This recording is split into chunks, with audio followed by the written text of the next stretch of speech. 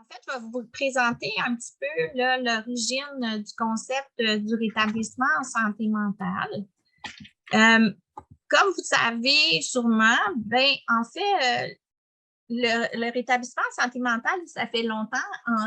Le concept existe depuis longtemps, puis ça a commencé beaucoup en 1845. Il y a eu la création des premiers groupes de soutien par les pairs. Puis ça, c'était en Angleterre.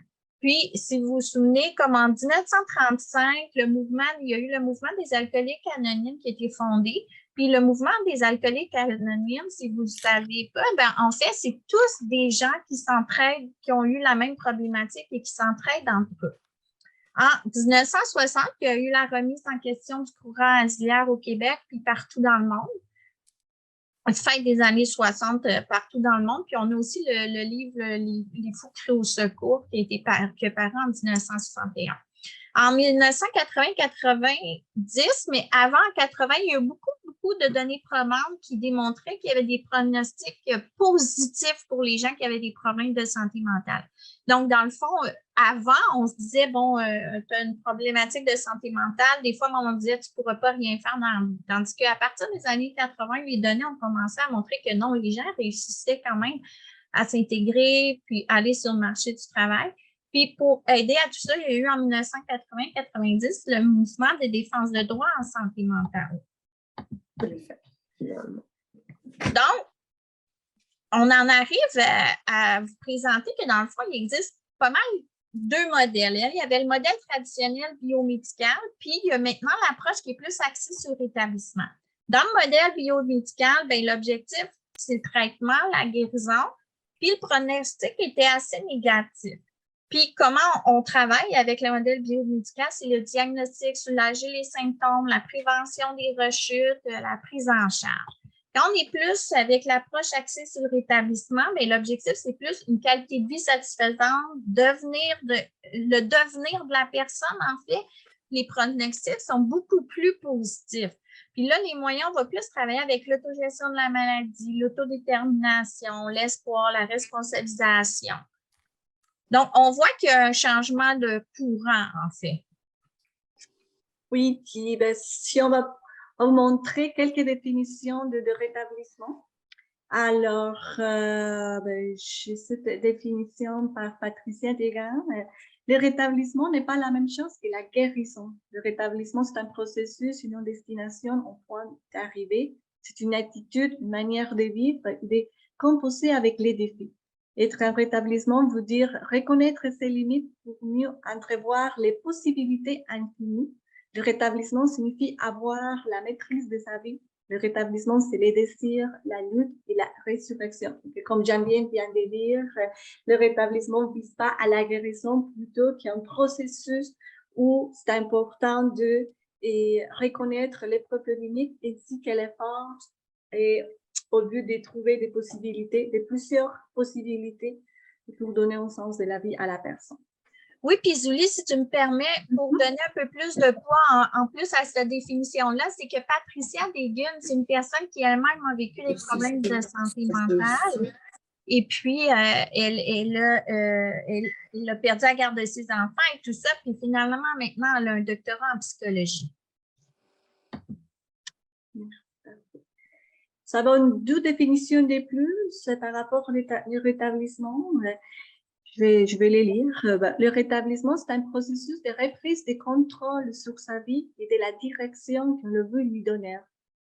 Et ça, au-delà du diagnostic psychiatrique et des pères qui sont habituellement associés. L'autre définition, c'est le rétablissement, c'est une expérience globale de santé qui comprend un processus de restauration du potentiel dans un contexte de maladie, symptômes. J'aurais besoin de papier et crayon. Est-ce que vous pouvez fermer votre micro, s'il vous plaît? Désolée. Oui, ça va. Merci. Et puis, sinon, c'est un processus d'optimisation du potentiel dans un contexte de santé, bien-être. Donc, on revient quand même à la même définition en général. Le rétablissement, c'est un processus de reprise des contrôles, d'identifier les propres limites. C'est un processus aussi de restauration des potentiels et au-delà de diagnostic. Malgré les diagnostics, oui, c'est un processus. On va travailler beaucoup avec les forces aussi. Hein? Alors, on va aussi vous montrer les caractéristiques de rétablissement en santé mentale. C'est un processus non linéaire, ça veut dire c'est pas toujours comme ça le rétablissement. Il y a des hauts et des bas, il y a des moments plus difficiles que d'autres. Il y a des moments où la personne se sent déçue, mais c'est normal. On va dire c'est normal. C'est un processus et dans le processus, il y a des hauts, il y a des bas, mais juste faire comprendre à la personne que c'est comme ça. Ça fait partie du rétablissement. C'est un processus unique centré sur la personne, ça veut dire ça dépend de cas par cas. On prend en considération les symptômes de la personne, l'expérience de vie. C'est vraiment un processus unique. Et excuse-moi, j'avais voulu dire, je sais que vous avez des questions, mais on avait pensé avec Geneviève de peut-être poser la question à la fin. Oui. Ça, parce qu'on ne sait pas si on va avoir le temps de tout présenter, mais merci pour les questions, mais on va prendre les questions à la fin. Merci. Oui. Sinon, oui, c'est un processus unique, c'est centré sur la personne, parce que c'est sûr et certain que chaque personne est différente. Sinon, ça va être une des caractéristiques, c'est une vision globale. C'est ça, on prend tous les aspects de la personne, son expérience de vie personnelle et professionnelle, sa maladie, son historique. Notre caractéristique, c'est de redonner sens à la vie. Et parce que c'est ça, si la personne veut se rétablir, ça veut dire que la personne a besoin de redonner un sens à la vie. Ça veut dire que la personne, la façon comme elle vient d'agir, ça marche pas tout à fait. Donc, okay, qu'est-ce que tu pourrais faire pour redonner notre sens à la vie? Et aussi, c'est l'autodétermination, l'autogestion, c'est vraiment un processus d'engagement. C'est la personne qui prend le contrôle de sa vie, même si la personne est accompagnée par des psychologues, des psychiatres, la famille, les amis.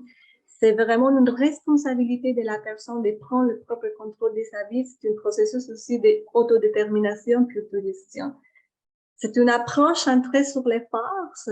Ça veut dire on essaye, puis je parle des on parce que nous, chez Accessible, on travaille beaucoup avec le rétablissement et de vraiment connecter la personne avec les compétences, les forces et les limites aussi.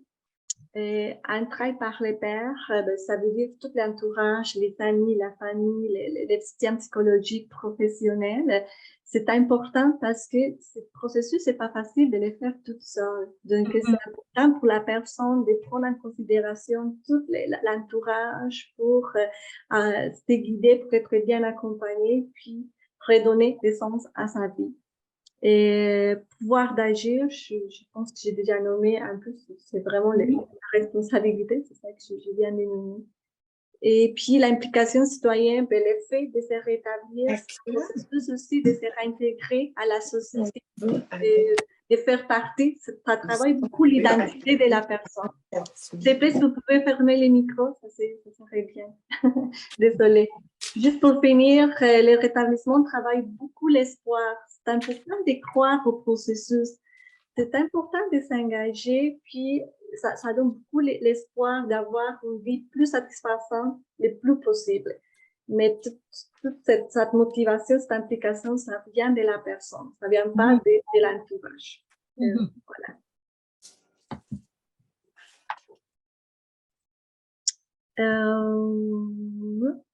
Juste pour finir, les définitions de rétablissement, une définition par Pachot. La perspective du rétablissement signifie donc qu'un devenir favorable est possible, en dépit d'une maladie psychiatrique chronique, ce qui suscite un espoir précieux pour les personnes, mais requiert aussi de leur part de se réengager dans une vie active et sociale, de retrouver un contrôle sur leur vie et de s'affranchir de leur identité malade. Je pense que ça résume un peu ce que je viens de dire. Oui, c'est vraiment une perspective. Il y a beaucoup d'espoir d'avoir un avenir favorable malgré les diagnostics. Puis ça nourrit vraiment beaucoup l'espoir, mais pour ce faire, c'est important de se réengager, de vraiment vouloir de se retrouver, de se reconnecter, puis d'avoir une vie active et sociale. Oui. Merci, Julie. Moi, je vais revenir juste un peu, des fois, pour comparer un peu le modèle traditionnel, puis plus le modèle plus axé sur le rétablissement. C'est que le modèle traditionnel, dans le fond, ce qu'on vous disait avant, c'est que ça prend une reprise de tes capacités antérieures pour être capable de retrouver un travail en milieu régulier. On vise beaucoup comme traitement le traitement pharmacologique, puis ça vise à avoir une rémission des symptômes. Donc, la conception des usagers, c'est plus comme des gens qui ont une maladie chronique qui est instable puis qui ont des incapacités. Si on va plus sur l'approche axée sur le rétablissement, ben, on a des traitements pharmacologiques qui vont, eux, plutôt que vouloir enrayer les symptômes, ce qui est tout à fait aussi nécessaire, mais l'optique est plus d'optimiser les capacités fonctionnelles. Puis, on va travailler beaucoup à l'autogestion des symptômes résiduels. Hein. Ça peut être par plusieurs façons de faire. Ça peut être par la participation au groupe de soutien, ça peut être par des médicaments qui sont pris au besoin. Mais en fait, c'est une autogestion. Il faut que la personne apprenne à se connaître, puis qu'elle travaille avec ses symptômes, les difficultés, mais aussi beaucoup avec ses forces. Puis, on a une perspective d'avenir qui est possible. C'est qu'en fait, maintenant, on peut donner une perspective d'avenir possible. On peut travailler avec l'espoir puis dire à la personne, oui, c'est possible de retourner sur le marché du travail. Oui, on voit aussi que oui, ça peut être une maladie chronique, mais avec laquelle il est possible de bien vivre. Pour en arriver un peu à vous parler de c'est quoi les différents modèles d'insertion en emploi. Puis là, vous allez comprendre pourquoi on va en parler. C'est que dans le fond, il y a deux modèles principaux, si on peut dire. Il y a le train and place, qui est plus les milieux protégés, comme le pass action, l'entreprise adaptée. Le concept, c'est plus de y aller en progressivité. C'est de se réentraîner ou se former avant de réintégrer le marché régulier. Les délais sont quand même assez longs avant le retour sur le marché régulier. On a l'autre vision qui est plus le place and train, ou si on peut dire, dans le place and train, il y a le IPS, Individual Placement Support, où on n'exclut personne. Toute personne qui veut retourner sur le marché du travail puis qui a des problèmes de santé mentale va être acceptée malgré tous les symptômes et difficultés. On ne tient pas compte de ça. On va aider les gens à s'insérer dans le milieu de travail régulier le plus tôt possible. Puis, on va les soutenir ou former. On va les former, mais dans le cadre du travail, dans le fond. Puis, on va les intégrer sans étape préparatoire. On va les soutenir sur un long terme par un conseiller en emploi. Puis, la collaboration va être étroite avec l'équipe soignante puis avec l'employeur. Donc, juste pour vous dire, nous, on est à Accessible SMT. Nous, c'est un programme préparatoire à l'emploi. Bien, en fait, je vous dirais que nous, on se situe un peu entre les deux parce que les gens avec nous font un processus qui n'est pas nécessairement très long. Il dure à peu près 6 mois au total, mais c'est plus comme 2 mois, 3 mois au début. Puis, on a un stage, puis on vise le marché régulier. Fait qu'on touche un peu les aspects de ces deux modèles d'insertion en emploi. Avec le rétablissement par le travail, ben en fait, c'est que le nouveau paradigme du rétablissement, il favorise une reprise puis ou le maintien de la vie active si elle n'a pas été, si on l'a arrêté. On favorise une reprise quand même assez rapidement, puis sinon, ben, un maintien. On favorise de moins en moins les arrêts de travail si ce n'est pas nécessaire. Les recherches démontrent que l'exercice d'une activité professionnelle va favoriser le rétablissement. Puis l'activité professionnelle, c'est cependant pas un but, mais c'est un moyen d'avancer dans le processus de rétablissement. Bon, toute la matière que tu viens de vous présenter, mais c'est sûr et certain que les travail peut avoir des impacts sur le rétablissement du travail. Mais avant de vous présenter cette partie, nous aimerions savoir, selon vous, on vous pose la question, selon vous, comment l'activité professionnelle, comment le travail peut favoriser le rétablissement on a écrit d'un participant, d'une personne qui vit des difficultés en santé mentale? Donc, pour répondre les questions, mais je te laisse, Geneviève. Oui, bien pour ce faire, nous, on vous a créé un Jamboard. J'ai mis le lien dans le chat. Si vous cliquez sur le lien, vous allez tomber sur le Jamboard en question. Et là, moi, je vais aller vous partager le Jamboard pour qu'on puisse discuter ensemble. S'il y a des gens qui ne savent pas comment ça fonctionne, cliquez sur le lien dans le chat. Vous allez tomber sur la page que moi, j'affiche présentement. Et je vais vous demander d'aller dans les passe-bêtes et vous allez avoir une fenêtre qui va s'ouvrir et vous marquez comment vous pensez, vous, que l'activité professionnelle, le travail, etc., peut favoriser le rétablissement. Et ensuite, vous écrivez ce que vous pensez, vous l'enregistrez. Et puis, on va avoir les différentes réponses. On va voir qu'est-ce qui va ressortir. Bon, favorise l'estime de soi. Ben oui. La reprise d'une routine de vie, oui, nous permet de rester dans l'action. Tout à fait. Oups! Qu'est-ce qui s'est passé? Ah, je ne sais pas qu'est-ce qui s'est passé, mais là, l'intégration d'une équipe. Eh boy, on a perdu.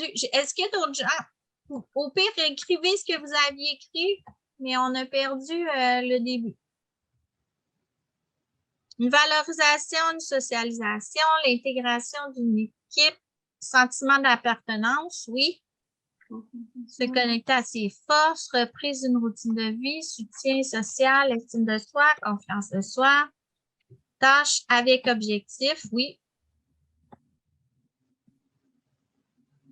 Développement personnel.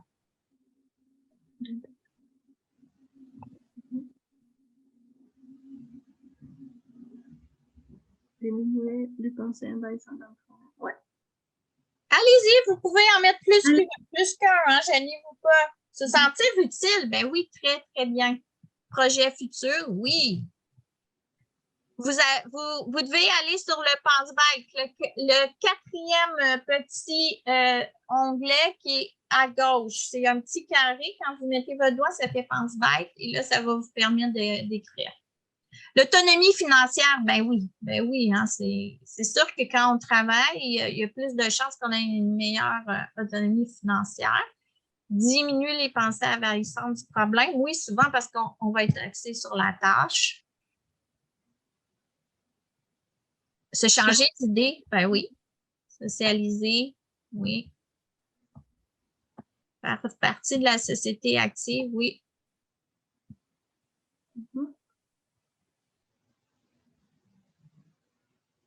Moi, je vous dirais, c'est sûr, hein, parce que quand on est à la maison, quand j'ai une maladie, ben, quand on n'a pas de routine, puis c'est difficile de s'en mettre une routine de vie quand on est à la maison, puis on a des pensées envahissantes. Fait que tout ça, ça nous permet de faire face aux difficultés.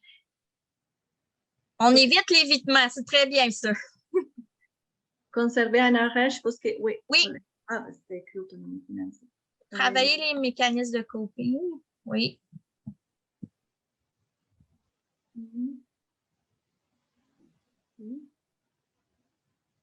Donc, pour l'instant, je pense que tout le monde a pas mal terminé. C'est super intéressant. Je pense qu'on va revenir à ce moment-là, sur notre PowerPoint. Merci de votre participation. C'est sûr que quand on est en grand nombre comme ça, c'est pas évident. Oui, parfait. Donc, je pense que vous avez quand même nommé plusieurs aspects qu'on avait présentés pour vous aussi. Donc, exercer de la citoyenneté, fait partie de la société. Sentiment d'inclusion sociale, briser l'isolement, amélioration des conditions financières, augmentation de signes de soi, identité des travailleurs. Oui. Structuration des journées, sentiment de normalité, développement des réseaux personnels. J'ai encore ici quelques Puis avec par moi. rapport à l'identité de travailleur, il y a aussi tout l'aspect de quand on ne travaille pas, justement, on a plus tendance à adopter l'identité de malade. Fait que aller travailler ou faire une activité professionnelle peut nous permettre de sortir cette identité-là. Oui, c'est retravailler là. C'est aussi éviter les stigmatisations. Oui. Ça permet aussi une amélioration de la qualité de vie. Mm-hmm. Améliorer aussi des relations interpersonnelles. Oui, puis on avait tout ce que vous aviez nommé aussi dans le Jamboard. On en a d'autres après aussi. Ouais, mais si on part vite de les impacts de la non-participation, c'est un peu le contraire. Peut-être que la personne va avoir plus une identité des malades, un sentiment d'exclusion, d'isolement, de pauvreté, mais ça dépend des cas. Puis aussi des diminutions de l'estime de soi. Ouais. Les symptômes vont augmenter, puis les sentiments d'être inutile, c'est plus présent. Ouais. Voilà. Mais, oui. Ben, en fait, vous a mis une citation qui va même amener d'autres choses auxquelles on n'a pas pensé, mais de nombreuses recherches démontrent les bénéfices du travail sur la santé et la qualité de vie des personnes atteintes d'un trouble mental grave. Diminution des symptômes, réduction de l'anxiété, diminution du taux d'hospitalisation et augmentation des interactions sociales. Oui, ben, je pense que c'est parti, c'est pour bonifier en plus ce que vous venez de nommer, que vous venez de nommer. Ouais. Est-ce qu'il y a des choses qu'on n'a pas eues là-dedans? On avait sentiment d'inclusion sociale. Mais je pense que la favorisation de l'hygiène de vie aussi. Ah oui. Oui, ça va aider à la routine, d'améliorer la routine. Oui. Diminution d'anxiété, hospitalisation. C'est tout. Ouais. Ben. Alors, oui, l'histoire des cas. On aimerait vous partager une histoire des cas c'est un ex-participant chez Accessible. Et parce que, oui, c'est ça, on aimerait vous partager comme on a vu son processus de rétablissement chez Accessible. Alors, lui, c'est un homme de 53 ans.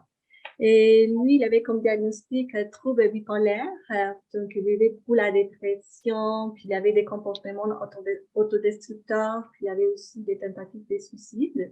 Donc, quand il est rentré chez Accessible, comme une semaine ou 2 semaines après, il vient de se séparer.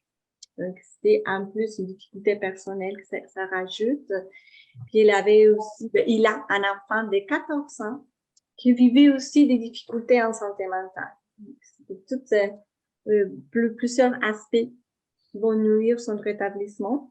Et puis aussi, il avait des forces, évidemment, des compétences. Et puis quelqu'un de très allumé, très cultivé. Il était passionné par les arts, les théâtres. Puis quelqu'un de très spontané. Sa cible d'emploi, c'était un peu, il savait pas trop, mais il avait beaucoup travaillé comme coupeur de verre dans une vitrerie.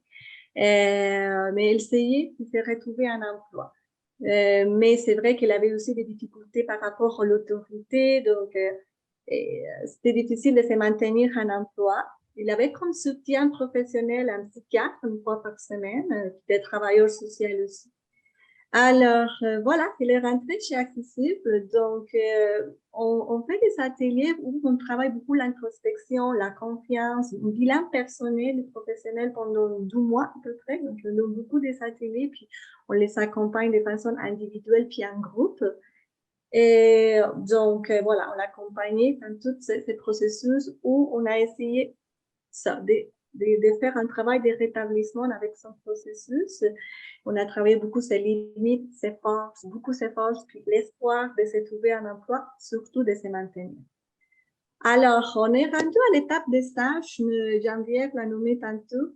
Et les stages, c'était une étape très importante pour les participants parce que c'est les moments de vraiment mettre en place tous les apprentissages qui sont chez nous, chez Accessible, dans la vraie vie, on va dire.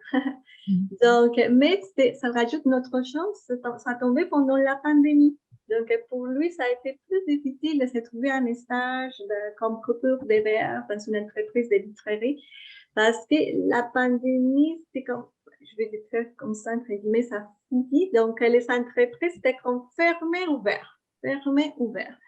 Donc, c'était pour lui très difficile de se trouver en entreprise, en stage. Alors, elle vivait beaucoup d'anxiété. Elle était déçue, elle était vraiment pas trop encouragée de se trouver en entreprise. Il nous a nommé tous les aspects. Il a dit, ben, écoute, peut-être me faire mes stages n'importe où, mais au moins que je peux mettre en pratique tout ce que j'ai appris ici chez Accessible. J'aimerais faire ça. Et on l'avait aidé un petit peu, puis on l'avait trouvé peut-être se faire un stage dans un café. Il a dit, bah, c'est difficile, j'ai aucune expérience comme serveur, j'ai aucune expérience dans un café. Donc, on a dit, ben, peut-être essayer, si ça marche, au moins de faire les stages, parce que c'est des stages plutôt personnels que professionnels. Alors, on l'accompagnait, mais il avait un bon feeling avec les patrons. Même s'il avait des difficultés avec l'autorité, il avait un bon feeling avec les patrons. Juste pour résumer l'histoire, il a accepté de faire les stages là-bas.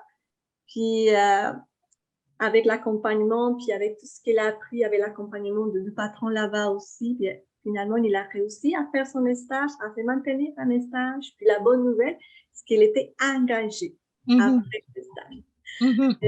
Alors, c'est un petit témoignage ou exemple comment il a pu mettre en pratique ses forces, ses compétences, même s'il n'avait pas beaucoup d'expérience en tant que serveur dans un café, mais il a réussi quand même à faire des liens puis à mettre ses compétences en pratique dans cet endroit. Maintenant, il travaille là. Oui, puis si tu me permets, Souli, de rajouter, nous, pendant notre programme, les gens doivent être disponibles comme 4 jours semaine. Puis malgré le fait qu'ils vivaient des difficultés puis que parfois ils s'étaient absentés une fois ou deux, ben pour lui, c'est important de continuer à venir à Accessible. Puis c'est vrai que pour lui, ça structurait ses journées. OK?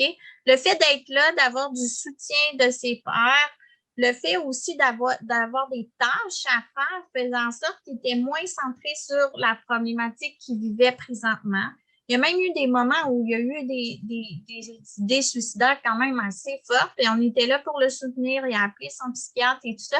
Mais le fait qu'il reste en action avec nous, ça lui a permis d'éviter, si on peut dire, une hospitalisation parce qu'une fois ou deux, il était assez proche. Puis, il a continué. C'est sûr que c'est pas toujours comme ça pour tout le monde, mais lui, ça lui a permis ça de rester en action. Puis finalement, il y a un emploi. Il faut dire que dans le café, il y avait une partie aussi plus théâtre, animation. Fait que c'est quelque chose qu'il aimait beaucoup.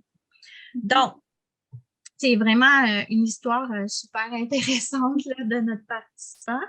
Puis moi, je voulais voir, je sais que vous êtes beaucoup, puis je voulais prendre le temps peut-être d'avoir vos questions. Fait que je vous demanderais présentement si vous êtes à l'aise. Là, j'ai montré vite tantôt sur le PowerPoint nos références. Je peux vous les remontrer au besoin, mais sinon, on pourrait y aller avec des questions. Là, vous êtes beaucoup, fait que je vais essayer de gérer les mains ou au pire, sinon, ouvrez votre micro puis posez la question, soyez pas gênés.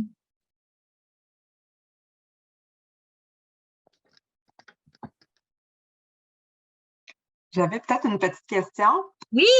Est-ce que le travail, ça peut toujours être un facteur de rétablissement? Ou il arrive des fois où ça pourrait au contraire nous caler encore plus? Bien, c'est certain. Hein? C'est certain parce que là, on n'a pas parlé dans notre présentation, mais les caractéristiques du travail où on est, où on veut aller, ça va influencer aussi si ça va favoriser ou pas le rétablissement. Si on est dans un milieu de travail où conflit, si on est dans un milieu de travail où on vit de l'abus, de la discrimination, de la stigmatisation, c'est sûr que ça ne sera pas favorable. Ça, c'est sûr qu'on n'en a pas parlé. Par contre, ben, nous, on va travailler dans nos groupes, on va travailler cet aspect-là aussi de comment faire face à ça si ça arrive. Tu sais, nous, on est là pour les supporter en maintien en emploi après. Puis, on est là aussi pour les guider. Tu sais, si quelqu'un me dit, ben moi, j'ai travaillé dans ce milieu-là, puis il y avait beaucoup de pression, mais j'aimerais quand même faire les mêmes tâches, bien là, on l'oriente, on regarde, est-ce qu'il y a d'autres milieux que tu penses qu'il pourrait avoir moins de pression, tu peux faire les autres tâches. Fait que c'est sûr que le travail en soi, c'est pas n'importe quel travail, ça dépend du travail. Parfait. Merci beaucoup. J'étais curieuse de vous entendre sur les conditions préalables à ce que ce soit positif. Ben oui. Ouais. Merci beaucoup. Oui, je peux rajouter d'autres choses aussi. Oui. Il y a des personnes qui, c'est pas toujours le travail qui va vraiment l'aider. Peut-être que tu as besoin de temps, admettons, pour retourner à l'école, pour faire une thérapie d'1 an avant de rentrer au travail. Oui. Où il y a des personnes qui disent, écoute, je ne suis pas capable de travailler, je pense que j'aimerais juste faire des bénévolats. Donc, Oui. c'est vraiment cas par cas, mais c'est bon, c'est ça.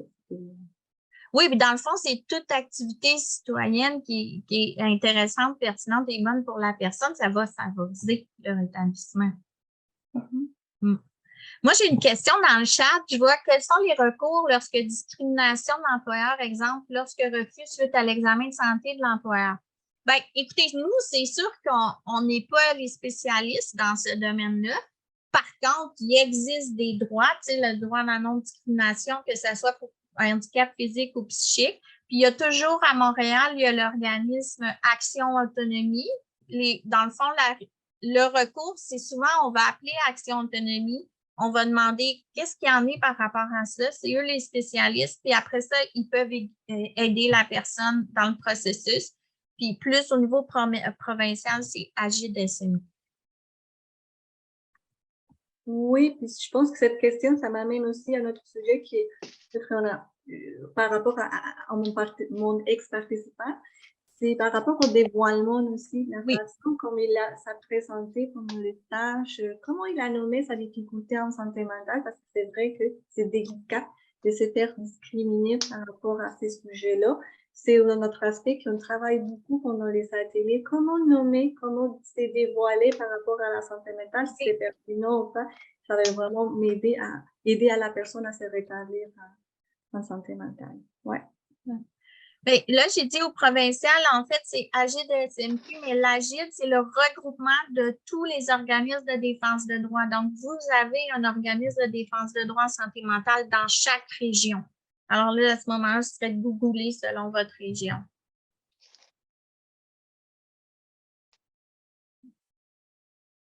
AGID-SMQ. Est-ce que vous avez d'autres questions? Est-ce que tout le monde était d'accord avec les avantages du rétablissement au travail? Tu sais, je sais, moi, j'ai déjà eu des commentaires à savoir, bon, diminution d'hospitalisation, ça va loin. Donc, je ne sais pas si vous avez des commentaires à ce niveau-là. Oui, Sophie. Allô, salut à vous autres, ça fait longtemps que je ne vous ai pas vus. Je suis désolée, je suis vraiment arrivée en retard, là. Je viens comme à peine de me réveiller, là.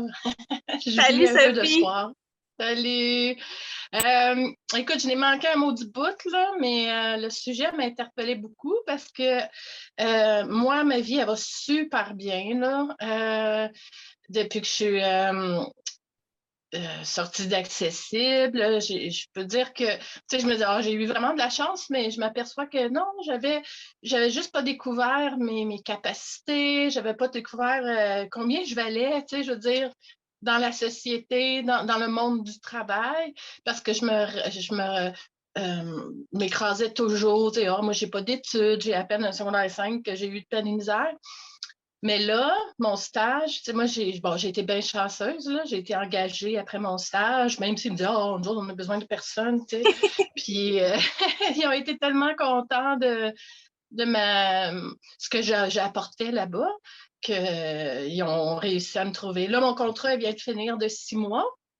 J'étais à 35 heures. Là, il descend à 12 heures, 15 heures, 2 jours par semaine. Mais c'est pas grave, elle m'apprécie tellement, la directrice du musée où je travaille. Puis ça, elle m'a. Ce que je veux dire, c'est que moi, j'ai vraiment déclaré, puis j'ai vraiment expliqué mon TDAH assez intense. Et puis, j'ai été vraiment chanceuse. Je suis dans une équipe qui comprenne vraiment ça. Et puis, tu sais, même des fois, elle s'assoit, j'explique, tu sais, ça, c'est bien difficile pour moi, l'ordinateur, apprendre des nouveaux, tout ce qui est chiffres et ordinateur et affaires trop virtuelles, je panique, là, tu sais. Mais elle a réussi à me trouver, tu sais, qu'est-ce que, Ouais. tu sais, elle m'a fait confiance. Elle dit, vas-y, fais tes affaires, tu sais. Elle dit, on n'a même pas besoin de te dire quoi faire, tu sais. Je prends les devants et tout. Mais je l'ai bien expliqué. Qu'est-ce que j'ai? C'est quoi le TDAH? Puis Toi, tu l'as je m'aperçois. dévoilé. Oui. Oui, ah ouais. Parce que pour moi, pour le TDAH, peut-être pour d'autres problèmes, c'est pas aussi évident, là. Mais pour le TDAH, je voulais pas encore passer comme pour une nounoune, là, parce que Ouais. j'oubliais tout, puis j'étais pas fiable.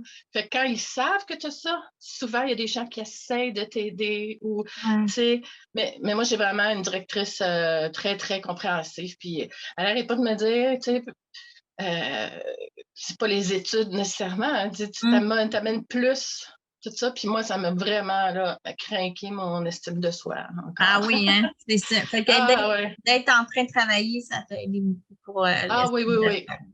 Hey, merci, Ouais, Sophie. ça fait plaisir. Merci. Merci pour ton témoignage. C'est intéressant ce que Sophie Merci. vient de dire parce que c'est notre aspect aussi que travaille avec les participants, c'est que je vais me dévoiler, mais aussi comment je peux nommer ça à la personne et comment on peut, on va dire, négocier ou Oui. apporter des propositions que la personne comprend ma façon de travailler, mais l'objectif, c'est que je peux faire mes tâches comme il faut, puis réussir à le faire. Mais j'ai une façon différente de le faire, mais comment je peux les nommer ça pour la rassurer? Donc, C'est ça. c'est un imprévu aussi, donc c'est important. Ouais. Puis de ne pas avoir honte de nos limites et ne pas être gêné de dire oui, on est bonne dans ça, mais ça, j'ai de la difficulté. Moi, en tout cas, c'est vu que tu sais, j'étais bonne dans plein d'autres affaires, ben, ils sont comme Exact. rien là, on va trouver d'autres choses. Puis si on retombe encore dans le tu sais, je suis pas capable de le faire, mais je leur dirai pas. Puis ben là, tu retombes. J'ai l'impression que je retomberai encore dans la déprime que j'étais parce que, tu sais. Excuse-moi. Fait que des fois aussi, le fait de travailler, ça t'empêchait aussi d'être toujours dans tes pensées négatives. Là. Exactement. Ouais. Puis, parce que j'avais tout le temps quelque chose à faire, à m'occuper. Puis, exact. ouais. Puis, merci, Sophie. Dans une demi-heure. Excusez-moi, c'est mon chum qui a ouvert la porte. Là. Ben, merci, Sophie. Puis, ça me fait plaisir. Ouais. Moi, je rajouterais peut-être aussi, c'est que des fois aussi, puis Sophie, au pire, tu pourras renchérir, c'est que des fois, on a l'impression que pour retourner sur le marché du travail, on doit être en contrôle total de nos symptômes, de notre maladie, de ce qui se passe. C'est comme moi, j'ai eu un arrêt de travail dernièrement cet hiver pour un changement de médication qui n'a pas bien été. Puis après ça, quand j'ai décidé de revenir au travail après 2 mois et demi, c'était pas revenu complètement comme avant. J'avais encore des symptômes forts de la médication. J'avais besoin de reprendre une routine, mais comme l'employeur le sait, ben, on peut ajuster les tâches ou même les collègues de travail le savent. On peut dire, ben, écoute, vers midi, j'ai un peu plus de misère avec ma médication, puis je travaille ça. Puis la restructuration de l'horaire permet en soi aide à revenir aussi comme avant parce que là, tu as ton sommeil, tu as ta structuration de tes journées, tu reprends tes habitudes, ton estime, elle monte parce que tu travailles. Fait que tout ça s'enchaîne. Ouais. Ça m'amène aussi à notre sujet par rapport à la généralisation. Parfois, les participants ont peur de se lancer à l'emploi parce qu'ils pensent, c'est normal parce qu'à cause des expériences, que tous les employés vont juger, ils vont pas trop comprendre, même si on les nomme, ils vont pas trop comprendre les diagnostics ou la difficulté en santé mentale. Ça, c'est une réalité, c'est sûr et certain, mais en même temps, on encourage beaucoup à se promener puis à tester plusieurs entreprises parce que pas tous les patrons sont comme ça. Il y a des gens qui sont ouverts de plus en plus au sujet de la santé mentale. Puis il y a des gens qui ont vraiment des accommodements si on amène bien les sujets puis si on est capable de bien les nommer. On a aussi beaucoup d'espoir parmi les entreprises de se dévoiler puis de trouver une entreprise que ça appartient à la personne. Oui. Est-ce qu'il y aurait d'autres questions? Gênez-vous pas. J'en aurais une autre. Oui! Je vois beaucoup passer d'offres d'emploi où on nomme que, bon, la diversité, c'est important, on accueille les gens, Oui. tu sais, qui À ont bras toutes sortes ouverts. Oui, puis est-ce que vous l'observez? Est-ce que c'est la réalité? Est-ce qu'il y a de plus en plus d'entreprises, d'organisations qui font appel à vous pour, tu sais, recruter ou vous n'avez pas tant senti ça, peut-être? Ben, je pourrais me dire, dans la dernière année, ça est arrivé quelques fois, moi, que j'ai des entreprises qui s'offrent soit pour le stage ou justement pour un retour en emploi. Mais je dois avouer que je pense que les gens, il reste quand même des tabous, c'est sûr, là.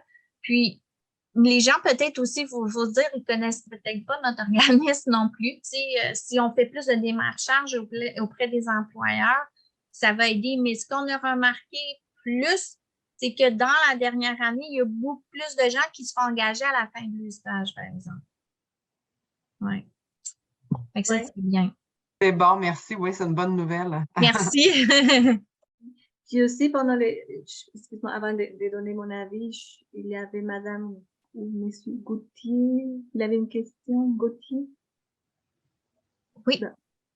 Je voulais juste dire que oui, pendant l'expérience de stage, quand les participants appellent à l'entreprise de stage, la plupart du temps, ça se passe tellement bien. Oui.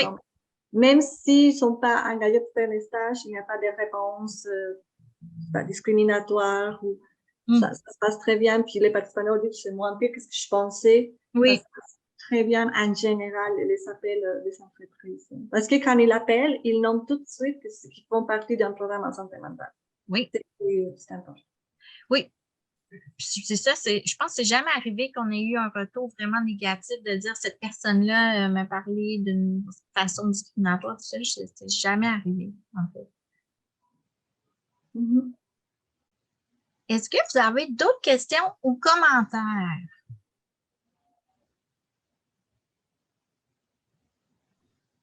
Là, je ne vois pas tout le monde. Marianne Boileau.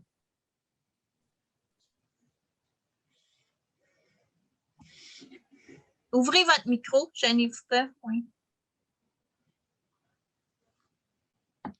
Je ne sais pas pourquoi on m'a nommé. Ben, en fait, votre nom, il sort dans la conversation. C'est José a écrit mon nom, puis je ne sais pas pourquoi. Ah, j'ai vu de main, désolée. OK, parfait. Il n'y a pas de problème. Quelqu'un avait vu sa main levée? Ben oui, ben c'est pas grave. D'accord. Avez-vous des questions, autres commentaires?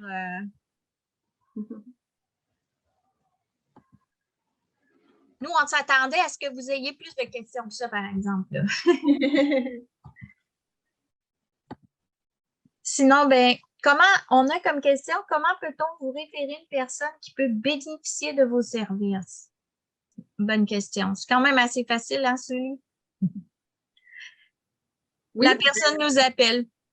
Oui, c'est ça. Vous pouvez nous trouver sur le site Internet, vous pouvez nous appeler. Parfois, les participants arrivent parce que c'est l'agence de services Québec qui réfère. Sinon, parfois, c'est la TS ou les psychiatres qui réfèrent les participants. Mais de toute façon, vous pouvez juste appeler. Puis, on fait un processus d'admission. On rencontre d'environ 1 heure pour une évaluation des besoins, juste pour savoir si les programmes, ça peut pour la personne ou pas. Puis, c'est ça comment on commence. Mais toutes les ateliers, c'était en groupe. Il y a environ de 10 à 12 personnes à peu près. Mm-hmm. Mais on fait tous les ateliers en groupe. On offre aussi un suivi individuel, mais on trouve que l'entraide, les partages des groupes, le fait de se reconnaître avec l'autre personne, d'entendre les histoires, c'est vraiment une richesse. Puis c'est pour ça qu'on les fait en groupe, tous les ateliers. Ouais. Donc, la personne, elle peut juste nous appeler. On a ici, je vois une autre question qui est... Est-ce que le service s'adresse à toute classe sociale ainsi que personne des problèmes judiciaires? Oui, ça arrive qu'on va avoir des gens qui ont déjà eu des problèmes judiciaires avec nous, mais il existe un organisme comme nous qui est en employabilité puis qui est plus pour les gens qui ont des problèmes judiciaires, dans le sens où, tu sais, comme nous, on n'est pas spécialisé dans comment parler de l'employeur, de tes difficultés judiciaires, tout ça. C'est déjà arrivé, mais comme je vous dis, il existe une entreprise, un autre organisme qui est plus spécialisé dans ce domaine-là. Donc, Oui. souvent, ils vont être préférés à eux. Si on parle des classes sociales, oui, évidemment, la seule affaire, c'est juste avoir plus de 18 ans, puis Oui. reconnaître que la personne vit des difficultés en santé mentale, diagnostiquées ou pas. Juste Exact. le reconnaître. C'est juste ça. Y avoir Puis, on a des gens qui n'ont pas de secondaire 5, on a des gens qui ont des maîtrises de tous les métiers, là, dans le fond. tous les domaines, tous les métiers. Oui. Et aussi avoir un statut ici, parce que quelqu'un m'a appelé, mais il n'avait pas de numéro de NAS.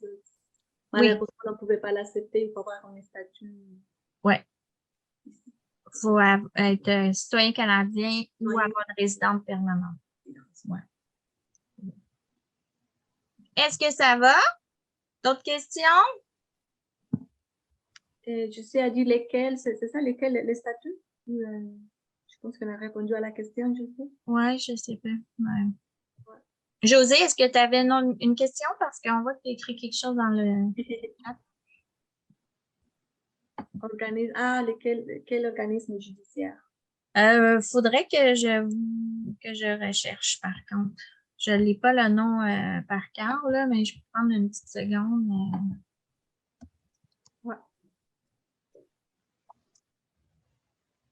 Je dois quitter. Merci beaucoup. Super intéressant. Merci à vous pour la participation. Oui, merci. C'est super gentil. Ben écoute, je l'ai pas avec moi présentement, mais si au pire vous voulez nous donner vos coordonnées, je peux vous transférer ça. Là. Il n'y a pas de problème. Mais c'est plus dans l'est de la ville. Là. Ben, je vous remercie beaucoup. Oui, un vrai merci pour la participation, les questions. C'est vraiment enrichissant pour nous aussi. Oui. Ben, bon dîner, je peux dire, bon dîner. Ben oui, puis si vous avez d'autres questions, appelez-nous, gênez-vous pas. Bonne journée à toi, Sophie. Merci d'être venue. Merci. Et bonne journée à tous. Au revoir. Au revoir.